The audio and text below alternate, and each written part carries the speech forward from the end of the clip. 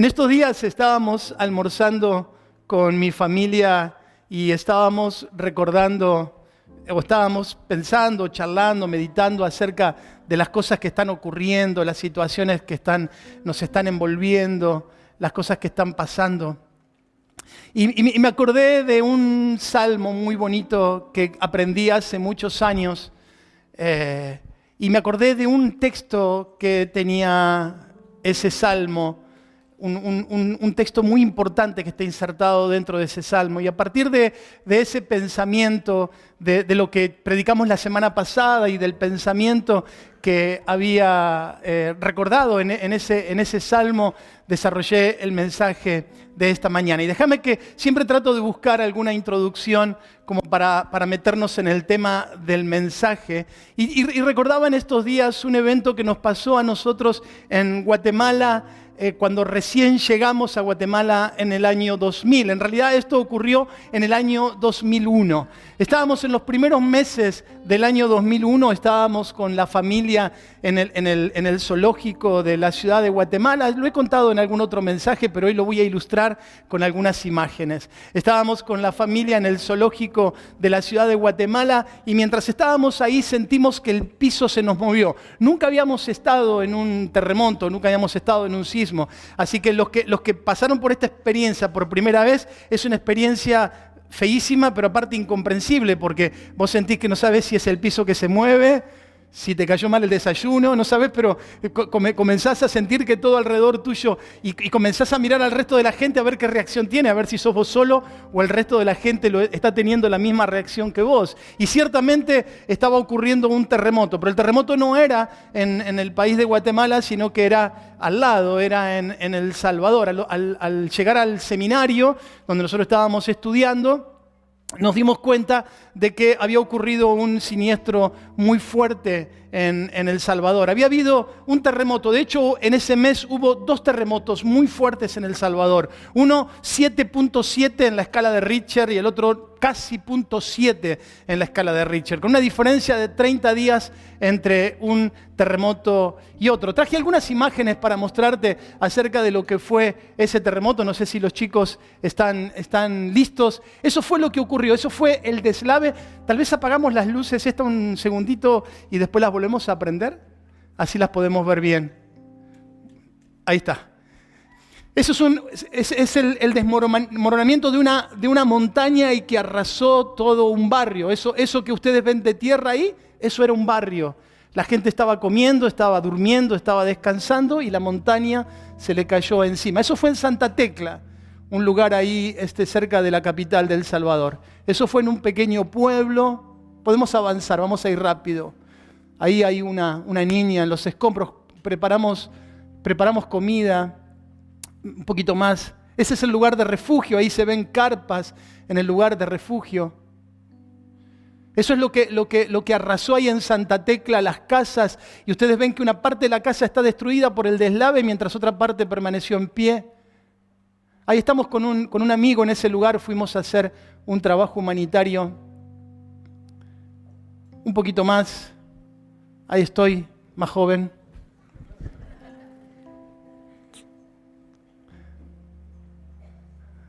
Ahí está bien, creo que esa es la última foto.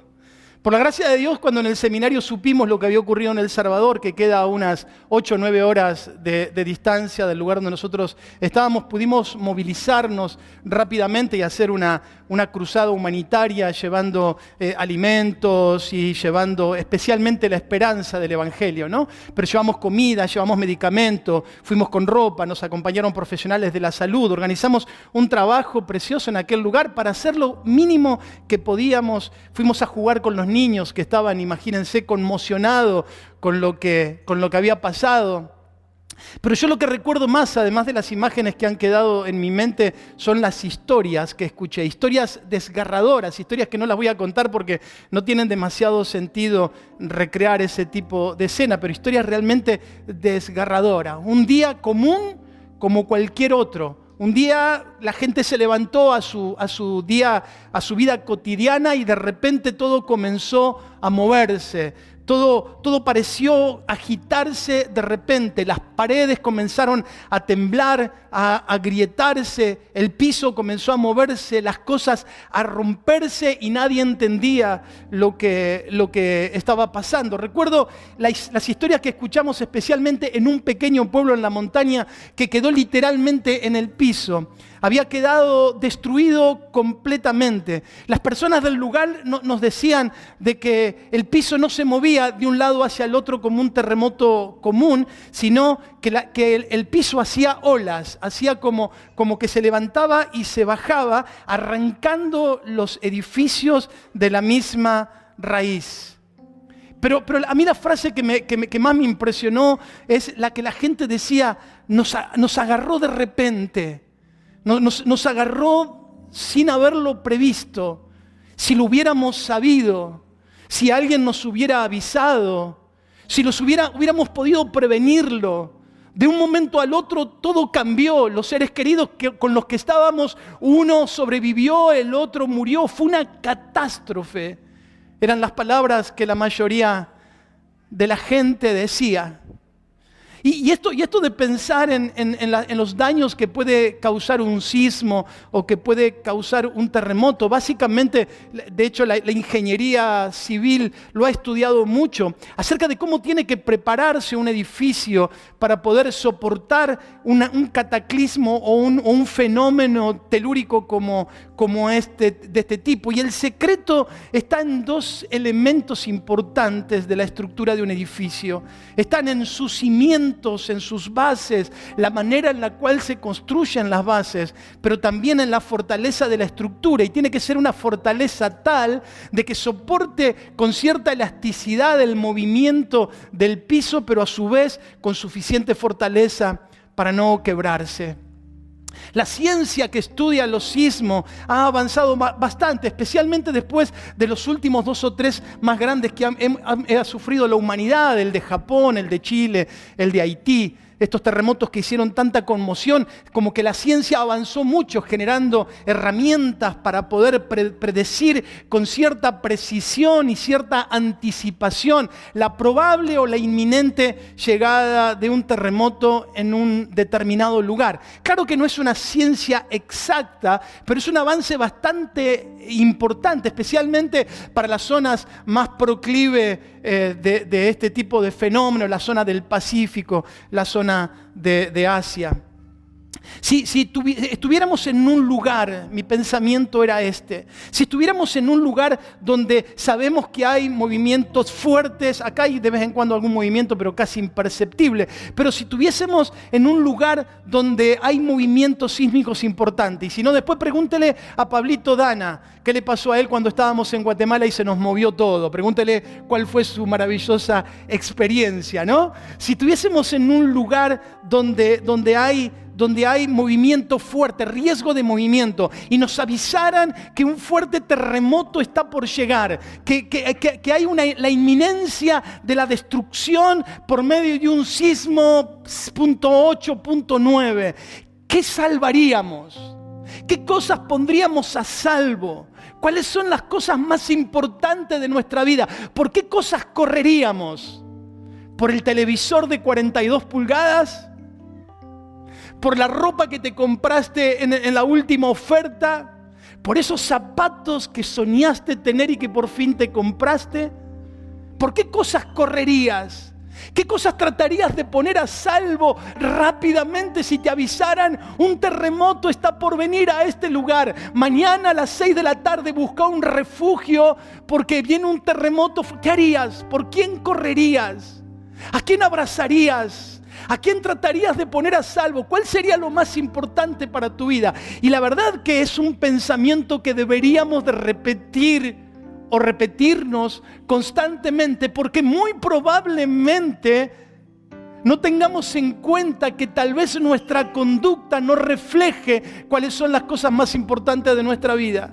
Abrazados y arrastrados un poquito con el recuerdo del mensaje de la semana pasada, arrastrados por una corriente que nos quiere llevar a un lugar y desconocer o desentendernos de las cosas importantes de la vida, tal vez estemos viviendo sin darnos cuenta cuáles son las cosas más importantes o las que más valoramos. Al igual que un terremoto físico, la palabra de Dios nos advierte sobre un sismo, un terremoto moral y espiritual que se está avecinando. Ya se escucha su ruido. Nosotros en el año 2003 en Guatemala vivimos uno de los años con mayor cantidad de temblores en la historia de Guatemala.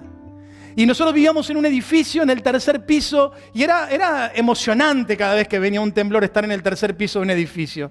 Era emocionante, pero a lo último, cuando ya nos habíamos acostumbrado de que cada tanto se sacudían, nosotros escuchábamos de lejos, venía como una ola, y escuchábamos de lejos el ruido de las chapas que comenzaban a temblar, y esa ola cada vez se hacía más cercana, hasta que pasaba por donde estábamos nosotros, y nos sacudíamos y sabíamos que eso era lo que iba a ocurrir en el día. La palabra de Dios nos advierte acerca de un sismo moral, espiritual que se está avecinando. Algunos creen que solo se trata de un tema religioso, la mirada de fanáticos que intentan traer algún tipo de temor innecesario, que no hay de qué preocuparse, que debemos de seguir viviendo como si nada ocurriera. Pero lo creamos o no, un terremoto está viniendo sobre la humanidad y nosotros debemos de buscar el lugar y el refugio seguro para nuestras vidas y para las personas que amamos.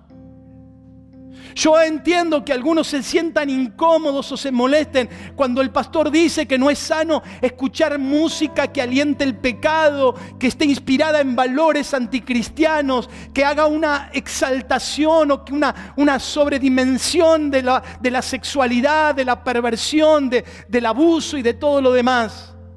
Que se molesten cuando yo digo que no es bueno que nos expongamos a imágenes que resaltan la inmoralidad, la homosexualidad, la pornografía, porque eso ensucia nuestra mente, y no solamente nuestra mente, sino inclusive hasta nuestro lecho matrimonial.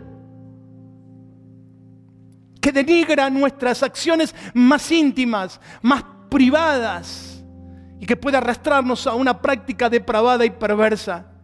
Necesitamos cristianos en esta generación que se está levantando, cristianos que no sean de cristal, cristianos que sean de acero, que no se ofendan rápidamente, que no se sientan acusados rápidamente. Necesitamos cristianos de acero, cristianos que se sientan orgullosos de ser íntegros, orgullosos de ser amables, educados, correctos, pero por sobre todas las cosas que se sientan orgullosos de ser fieles a Dios, de su fe en el Señor Jesucristo, honrosos y orgullosos del Dios en el que han creído. Que en el poder del Espíritu Santo sean capaces de jugarse la vida por su casa, por los suyos, y ser capaces de levantar una generación que ame al Señor y lo honre. Que no ponga sus gustos, sus opiniones, sus intereses, sus apetencias, sus deseos por encima de la voluntad de Dios, sino que con amor por Dios y por su palabra puedan abrazar el Evangelio como el tesoro más precioso, el arca de salvación para ellos y para su familia. El salmo al que hice referencia en el principio que conté que estábamos hablando con mi familia es el Salmo 11. Y el Salmo 11 dice lo siguiente. Creo que lo puse en la presentación, hija. Dice: en Jehová he confiado. ¿Cómo decís a mi alma que escape al monte cual ave? Porque aquí los malos tienden el arco, disponen sus saetas sobre la cuerda para saetear en oculto a los rectos de corazón. Si fueran destruidos los fundamentos, ¿qué ha de hacer el justo? Jehová está en su santo templo. Jehová tiene en el cielo su trono. Sus ojos ven, sus párpados examinan a los hijos de los hombres. Jehová prueba al justo, pero al malo y al que ama la violencia, su alma los aborrece. Sobre los malos hará llover calamidades, fuego, azufre y viento abrasador será la porción del cáliz de ellos. Porque Jehová es justo y ama la justicia. El hombre recto mirará su rostro. David, que es el que escribe este salmo, se encuentra en una situación muy complicada. El contexto de este salmo es el contexto de persecución. David está siendo buscado para darle muerte. Hay quienes pagarían o están dispuestos a pagar por ver a David muerto. No se sabe bien en qué momento histórico ocurre esto, porque David sufrió 2 persecuciones muy fuertes. Una por la persecución por medio de Saúl, cuando tuvo celos por el reconocimiento y por el llamado del Señor, y la persecución de su propio hijo Absalón cuando le usurpó el trono. Lo cierto es que el contexto del Salmo es un contexto de alguien que está en peligro. Y sus amigos, las personas que lo aman y que quieren salvar su vida, le recomiendan escapar. Le recomiendan que huya, que se esconda, que no vuelva, que no ponga en riesgo su vida por las cuestiones que él cree importantes. Le dicen, ¿por qué no escapas, David?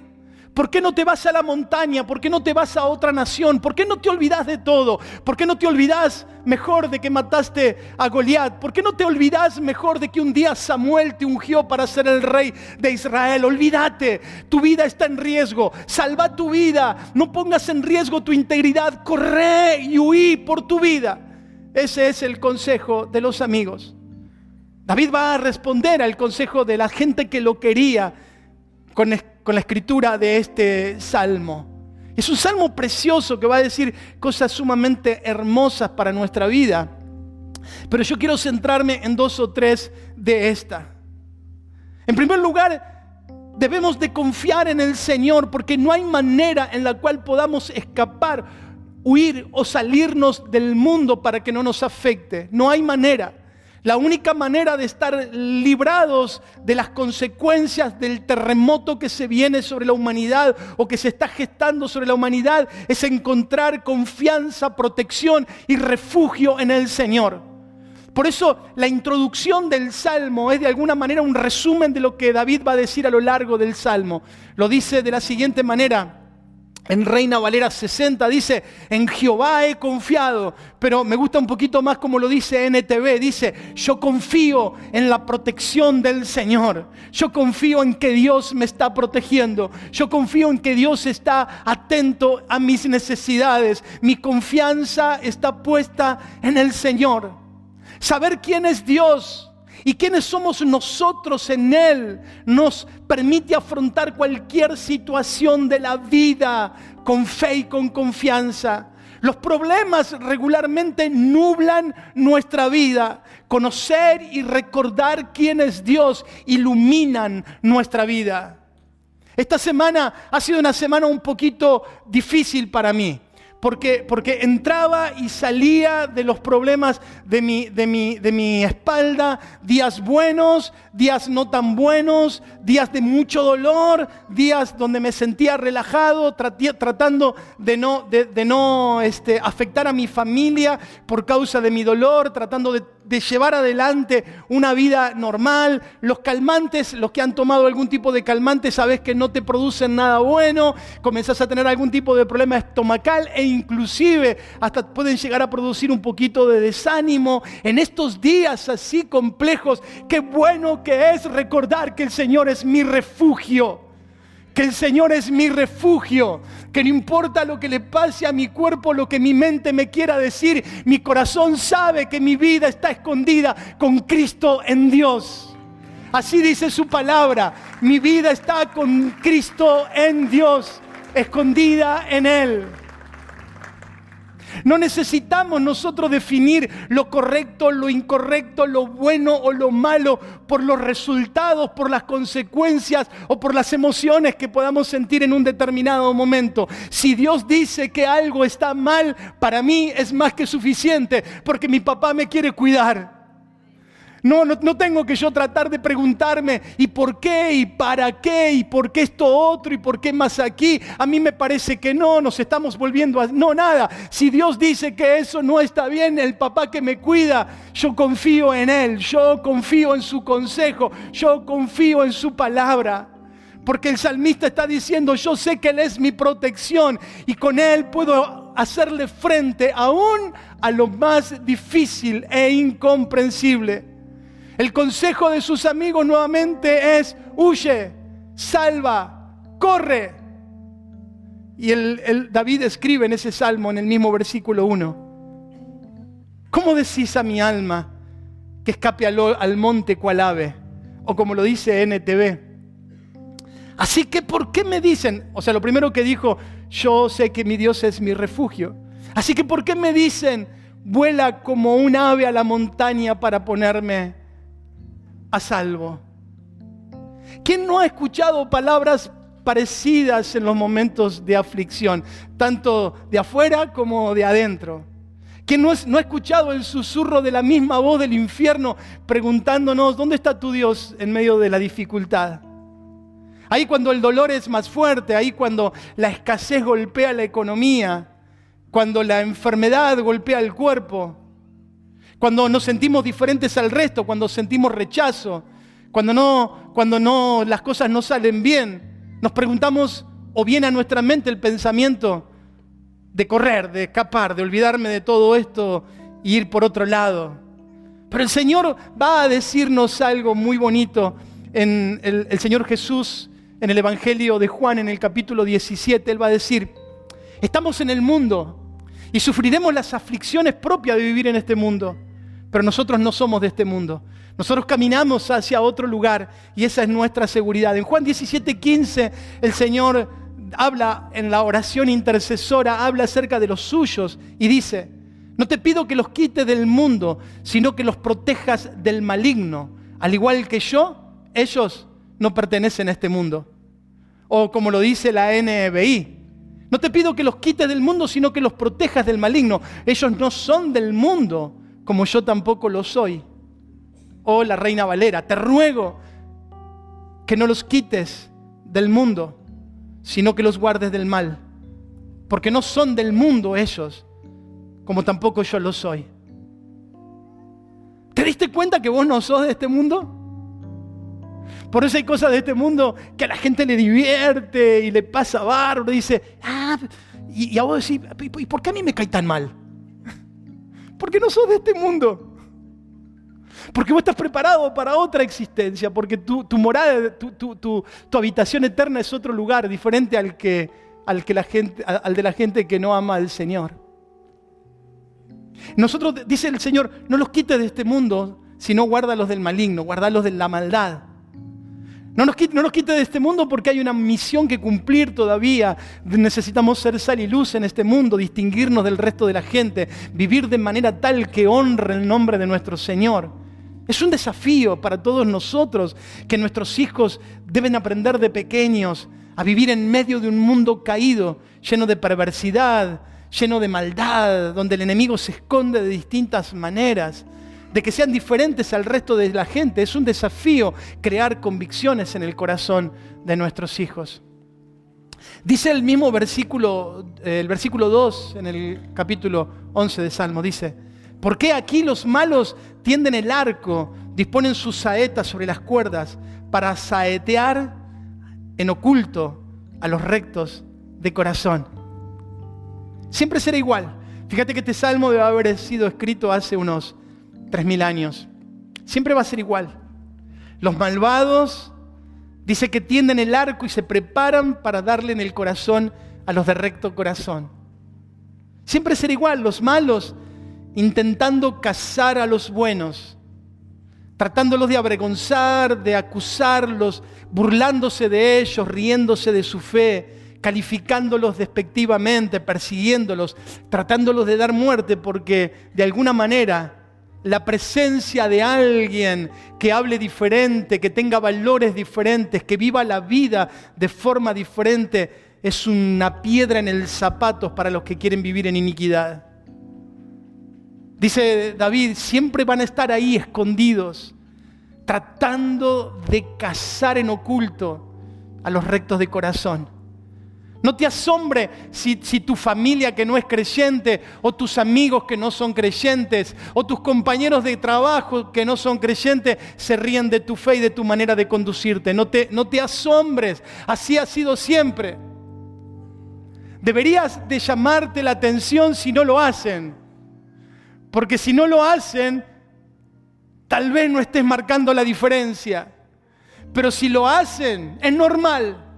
Es normal. Van a tratarte de fanático, de loco, de religioso, de qué sé yo cuántas cosas más. Porque ellos no conocen lo que vos conocés.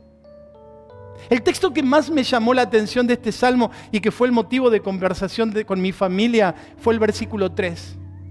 Dice lo siguiente: cuando los fundamentos, voy a leerlo en Reina Valera primero. Si fueren destruidos los fundamentos, ¿qué puede hacer el justo o qué ha de hacer el justo? Pero voy a leerlo nuevamente en NTV, que dice lo siguiente: cuando los fundamentos de la ley y el orden se desmoronan, ¿qué pueden hacer los justos? La semana pasada me quedé pensando, y de hecho lo repetí varias veces, y en la semana volvió a mi mente una y otra vez, acerca de cómo Moisés decidió cuando solamente estuvo con su familia los primeros años de vida. ¿Cuáles fueron los fundamentos de la vida de este hombre? ¿Cuáles fueron aquellas cosas importantes que le permitieron cuando era un adulto de 40 años tomar decisiones correctas, aún en perjuicio de su vida? Y fue justamente esto. Moisés tenía fundamentos en su corazón, fundamentos de fe, fundamentos de moralidad, fundamentos de conducta, fundamentos de visión de la vida, fundamentos de familia, fundamentos de proyección de vida. Tenía fundamentos que le permitieron a Moisés tomar decisiones importantes. Así que la pregunta lógica a esta altura del mensaje es: ¿cuáles son las cosas fundamentales de tu vida? ¿Cuáles son aquellas cosas en tu vida que son innegociables, que no estás dispuesto jamás a resignarlas? ¿Cuáles son aquellas cosas que decís, con esto no te metas? Aquí estás pasando a un terreno donde yo no voy a permitir de que nadie se meta. Esto es innegociable. Porque el enemigo claramente está utilizando distintos medios para meterse dentro de nuestra vida, de nuestras casas, de nuestros hogares, de nuestras familias. Se mete por medio del entretenimiento, se esconde en lo aparentemente divertido, en lo aparentemente inofensivo, en lo que no te va a producir nada, en lo que es inocuo, en lo que no produce ningún efecto. Y ahí está Satanás detrás. Yo quisiera preguntarte, o tal vez más, pedirte el celular y hacer yo no, mentira. Pero ¿quiénes son tus TikTokers, creo que se dicen, más famosos? ¿A quién estás siguiendo en Instagram? ¿Cuáles son los videos que más te entretienen? ¿Cuáles son las cosas que más te atraen de lo que te ofrece las redes sociales? ¿Cuáles son las series de televisión que más te importan ver? Porque eso va de alguna manera a demostrar cuáles son los fundamentos de tu vida. Demuestran claramente lo que te entretiene y lo que te disgusta, lo que te causa risa y lo que te causa placer y lo que te causa rechazo, que no querés saber nada con tu vida. Claramente, lo que está en tu corazón se va a evidenciar a través de lo que entra por tus ojos. Y esto Jesús lo dijo claramente. Así que la pregunta de esta mañana es: ¿cuáles son tus fundamentos? ¿Cuáles son las cosas innegociables, vuelvo a repetir, de tu vida? ¿Cuáles son las cosas que no estás dispuesto a resignar en tu vida? Que no estás dispuesto de ninguna manera y por más presión que te ejerzan a resignar en tu vida. Porque el enemigo está tratando de minar los fundamentos de nuestra vida y de nuestra sociedad. Se ríe la mayoría de la gente de la existencia de Dios, de su propósito de salvación, de vivir una vida conforme a su propósito. La gente se ríe. Se ríe de la familia, se ríe del matrimonio, le divierte. Le divierte cuando las familias se destruyen, cuando hay problemas. La gente sin Cristo se burla de la familia, la deshonra, la irrespeta. Se ríe de las familias que hace mucho tiempo que están juntos. Se ríe de los matrimonios, se ríe de la fidelidad, se ríe de la santidad, se ríe del matrimonio igualitario, se ríe de la práctica homosexual, se ríe de Dios. El mundo se divierte con esas cosas. Pero la realidad es que cada 3 o 4 minutos en el mundo entero una familia se está rompiendo. Entiendo que a veces sea difícil llevar una familia adelante. Comprendo que a veces hay situaciones complejas, dificultades, desacuerdo, Que la relación matrimonial a veces sea un poco complicada, pero ninguna decisión debería ser más sabia y acertada que seguir adelante, de luchar por nuestra casa, de humillarnos, de pedir perdón, aun cuando no sea correcto pedirlo, para que Cristo sea exaltado en nuestras vidas y en nuestra familia. El enemigo está atentando contra los hogares, está atentando contra los principios morales. Quiero volver a repetirte lo que dice en NTV, dice: cuando los fundamentos de la ley y del orden se desmoronan, ¿qué puede hacer el justo? Los principios morales de verdad, de justicia, de respeto al prójimo, de respeto a la autoridad, la honra del trabajo, la honestidad, la rectitud, la solidaridad, la generosidad, la pureza, la santidad, son valores que se están desmoronando. Porque el enemigo está tratando de transformar la sociedad en la que vivimos para poder capturar nuestra vida y hacernos rehenes de su propósito. La semana pasada usted sabe que fue la semana del orgullo gay, donde el eslogan "Love is love" está por todos lados. No, el amor no es amor siempre. Al menos en la definición de amor que quieren darle. El amor es puro, el amor es santo, el amor está de acuerdo al carácter de Dios, el amor surge de Dios porque Dios es amor. El mundo define el amor y dice que amor es sexo, y eso es una gran mentira. Las palabras de un dirigente político de nuestra ciudad esta semana, leyendo los periódicos locales, dijo cosas que me avergüenzan tener que ser dirigido por una persona así. Dice: esto que han hecho, lo de manifestarse y el mes del orgullo, ni hablemos de eso. Esto que han hecho es un acto de valentía enorme en una sociedad que a veces es tan conservadora. Son vecinos que han sufrido discriminación. Esto alienta a las personas a que salgan de esta vida escondida y que no sientan vergüenza. Yo quiero que la Villa de Merlo sea un lugar donde todos podamos vivir sin discriminación y con tolerancia. Pero esta es la frase que más me llamó la atención: lo más importante es el amor, independientemente de quién sea la persona que amemos y cuál sea su orientación sexual. Error, equivocación, falacia, mentira del infierno. El amor siempre será puro en todas las maneras que se manifieste. Hay un cambio en cuanto al valor de la vida humana. Ya no se habla tanto de una vida digna. Ahora se ha cambiado y se habla de muerte digna. Ya no se habla del cuidado del niño en el vientre de la madre. Ahora se habla del aborto. Ya no se habla de cómo hacer para salvar a los enfermos terminales. Se habla de la eutanasia. Ya no se habla de cómo ayudar al depresivo y al angustiado. Se habla de suicidio asistido. Ya no se habla de cómo el anciano o la persona de mayor edad puede disfrutar los últimos años de su vida con dignidad. Se está hablando de muerte digna. Hay un cambio en la definición de masculino y de femenino. En España, esta semana, yo le envié el artículo a los líderes para que pudieran leerlo. Esta semana se aprobó en España una ley trans, donde los niños de 12 años, sin ninguna clase de registro ni de estudio, a partir de los 12 años, pueden cambiar unilateralmente su orientación o su sexo o su nombre y tratar de hacer lo que fuera para cambiar su cuerpo. Están autorizados desde los 12 años, pero lo que más me llamó la atención es que la misma ley dice que hay una prohibición de las terapias de conversión porque la vida de un LGTBI no necesita ninguna clase de ayuda o de cura. En reflejo al mensaje del domingo pasado, hermanos en la semana se acercaron a comentarme cómo en el colegio de sus hijos, niños de 9, 10, 11, 12 años, andan agarraditos de la mano con niños de su mismo sexo, diciendo que es el novio o la novia. Niños de 10, 11, 12 años.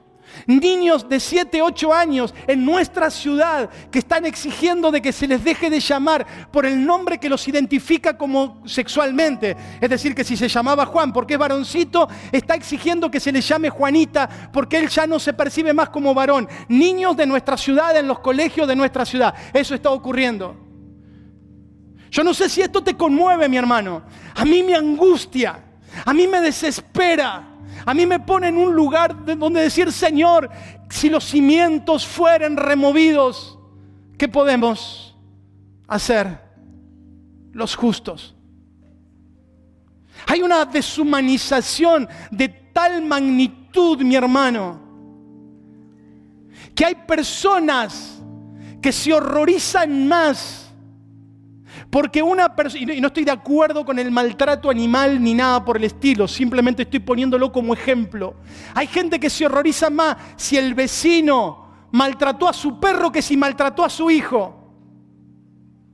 Hay gente que siente más amor por su mascota que por su esposo o su esposa o por sus hijos.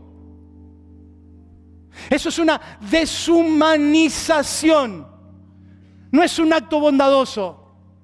Déjame que te lo diga. Si se resfría el perro, corre al veterinario. Si se le resfría el hijo, le da una vallaspirín y lo manda a la cama. No estoy exagerando, ¿eh? Es cosas que vivimos todos los días. Y nos hace sentir bien, porque nos hace sentir que somos buena gente, porque hacemos esto. Al final, en el desmoronamiento social, el que sufre finalmente es el justo. Porque la pregunta del salmista es: ¿qué quedará para el justo? No para el resto de la gente. ¿Qué hará el justo? Porque el justo se duele con la degradación de la vida humana. Esta semana, charlando con una familia, me decían que habían ido a ver esta película Lightyear antes del mensaje del domingo pasado. Y dice, y nos decían a Guadalupe y a mí, cuando vimos la escena esa que tiene la película, nos causó tanta vergüenza, tanta indignación, tanto dolor. Digo, eso es. Así funciona. El Espíritu Santo se conmueve dentro de mí cuando vea algo que ofende el nombre de Cristo. No me puede divertir lo que ofende el nombre de mi Señor Jesucristo. Tiene que conmoverse en mis entrañas al ver que el nombre de mi Señor está siendo deshonrado. El impío se alegra, el injusto se goza, pero el justo sufre al ver cómo los cimientos se van desmoronando. Versículo 4 en adelante, y con esto terminó el mensaje. Pero dice el salmista, versículo 4 al 7, pero el Señor está en su santo templo. El Señor aún gobierna desde los cielos. Observa de cerca a cada uno y examina a cada persona sobre la tierra. No sé si esto te hace temblar. A mí cuando lo leí dije, ¡apa! Observa de cerca a cada uno y examina a cada persona sobre la tierra. El Señor examina tanto a los justos como a los malvados y aborrece a los que aman la violencia. Hará llover carbones encendidos y azufre ardiente sobre los malvados y los castigará con vientos abrasadores. Pues el Señor es justo y ama la justicia, y los íntegros verán su rostro. ¡Aleluya! Él está en su santo templo. El cielo es su trono. La supuesta seguridad de la roca o de la montaña a la cual lo invitaban a que se escondiera el rey David es comparada con la inconmovible seguridad que representa el trono de Dios para todos los que le amamos. Él es nuestro refugio seguro, su verdad es nuestro refugio, su presencia es nuestro refugio. Él está con nosotros por siempre. El Dios de los cielos está con sus hijos. Él y su trono permanecen inconmovibles. Lo segundo que dice esta última parte es: nada de lo que hagamos o no hagamos se escapa a su mirada. Sus ojos ven a los buenos y a los no tan buenos. Su mirada está ahí. El Señor prueba quién es justo y quién es injusto, dice el versículo 5. Y también dice que el malvado recibirá su recompensa. Pero me encanta cómo termina este salmo, versículo 7 dice: porque Jehová es justo y ama la justicia, y el hombre recto mirará su rostro. El hombre recto, la mujer recta, mirará su rostro. Yo no sé si eso te emociona, pero a mí me pone súper feliz. No por ser perfecto, sino porque lucho con mi santidad y lucho por honrar al Señor con cada cosa que hago, con cada cosa que digo, con cada decisión que tomo. Porque si hay algo que es innegociable en mi vida es hacer aquello que soy consciente que puede deshonrar el nombre del Señor. Y si tengo dudas, mejor no lo hago. Porque es mejor llegar al cielo y que el Señor me diga, Marcelo, te perdiste esa, no estaba mal hacer eso. Oh, bueno Señor, ya está, no podemos volver atrás. Y que el Señor me diga, yo te advertí que eso estaba mal y vos lo hiciste igual y no te importó. Yo prefiero lo primero. Decir, che, no estaba mal eso. La palabra de Dios nos advierte sobre un terremoto, sobre un caos generalizado, sobre una persecución, sobre la multitud de la maldad en todo el mundo. ¿Y por qué hace esto? Porque quiere advertirnos para que no nos tome de sorpresa, para que podamos tomar los recaudos necesarios, para que nos preparemos, pero también para que confiemos en Él. La palabra de Dios no está para meternos miedo, ay, ¿ahora qué va a pasar? No es eso. Para que encontremos seguridad en la presencia de Dios, en la seguridad de que Él es nuestro Padre y que Él nos ama. La palabra de Dios nos dice que hay un refugio seguro para los hijos de Dios en medio del caos y de la desgracia. Los problemas no son el final del camino, sino el comienzo de la gloria.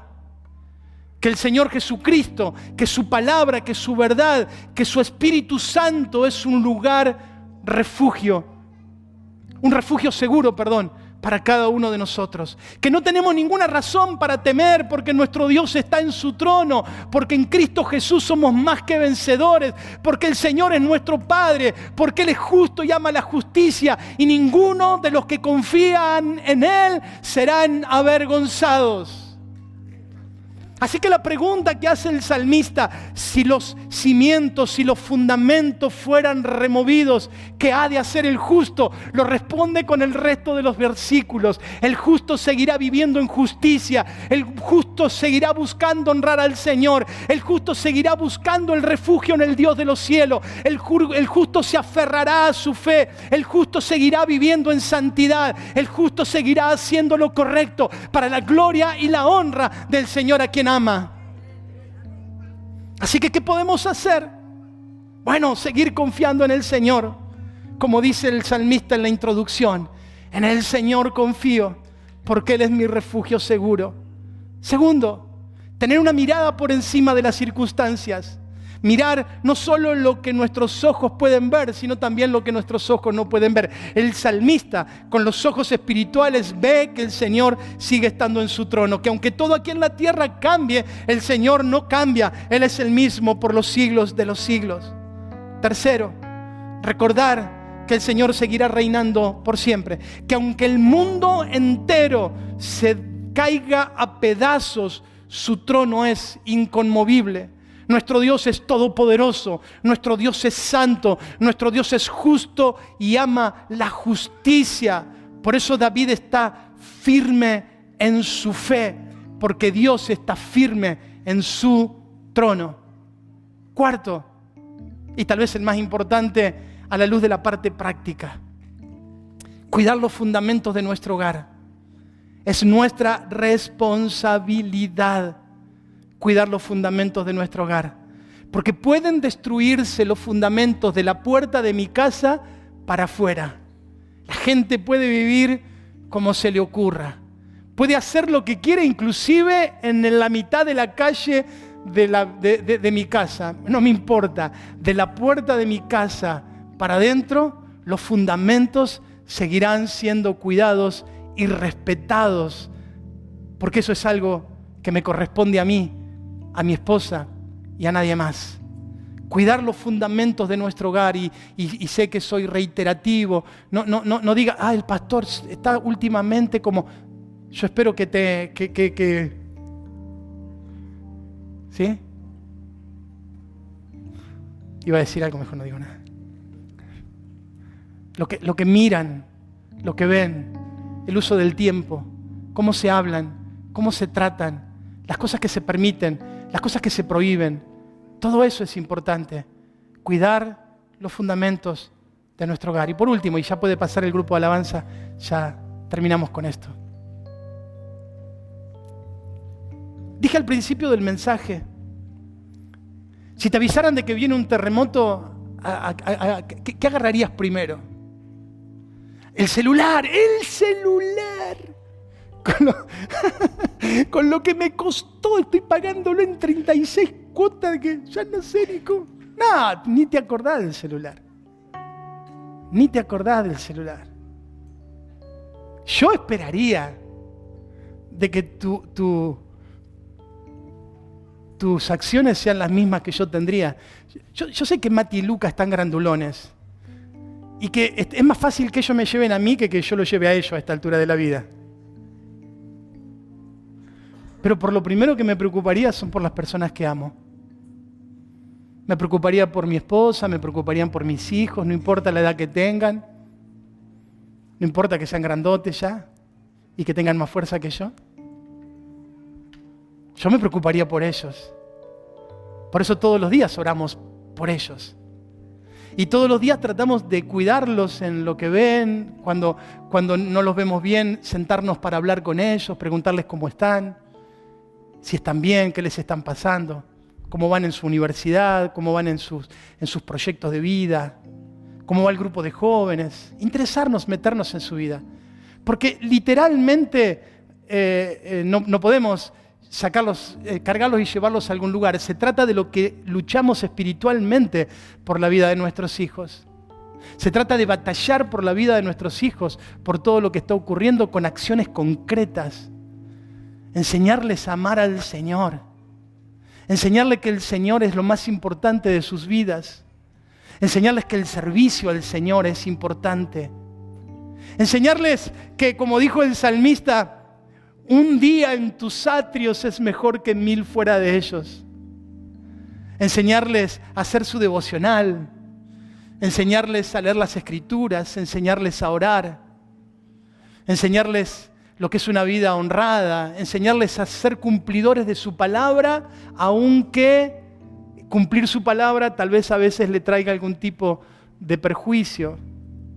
Lo que es ser sal y luz donde están. Enseñarles. Porque esa es la manera en la cual nosotros salvamos nuestra familia en medio del caos. Agarrar a nuestros hijos el día de reunión, el domingo. Linda una familia. Recién cuando entrábamos me decía, mi hija está media dormida, dice, pero la traje igual porque usted nos ha enseñado, pastor, que la familia tiene que estar en la casa del Señor. Y yo digo, gloria a Dios por eso. La familia tiene que estar en la casa del Señor. Los hijos tienen que ser llevados a la escuela bíblica, al grupo de jóvenes. Todos esos elementos es la manera en la cual nosotros cuidamos nuestros hogares del terremoto que está viviendo. Porque cuando el terremoto intente golpear nuestra casa, intente golpear nuestro matrimonio, intente golpear nuestro hogar, los cimientos van a estar firmes. Los cimientos van a estar sólidos. Y por más que no podamos evitar el sentir la conmoción de lo que ocurra, nuestros pies están firmes sobre la roca de las convicciones, la roca de la fe, la roca de las decisiones, la roca de la manera en que honramos al Señor con nuestras vidas. No te estoy diciendo ninguna novedad si te digo que un terremoto se está avecinando. Tu tarea y mi tarea es la de que nuestros cimientos sean fuertes. Porque sí hay respuesta para el justo cuando los cimientos sean quitados. Sí hay esperanza para el justo cuando los cimientos sean conmovidos. Porque nuestro Dios sigue estando en su trono y su reino permanece para siempre, por los siglos de los siglos. Amén. Cierra tus ojos y oramos. Señor,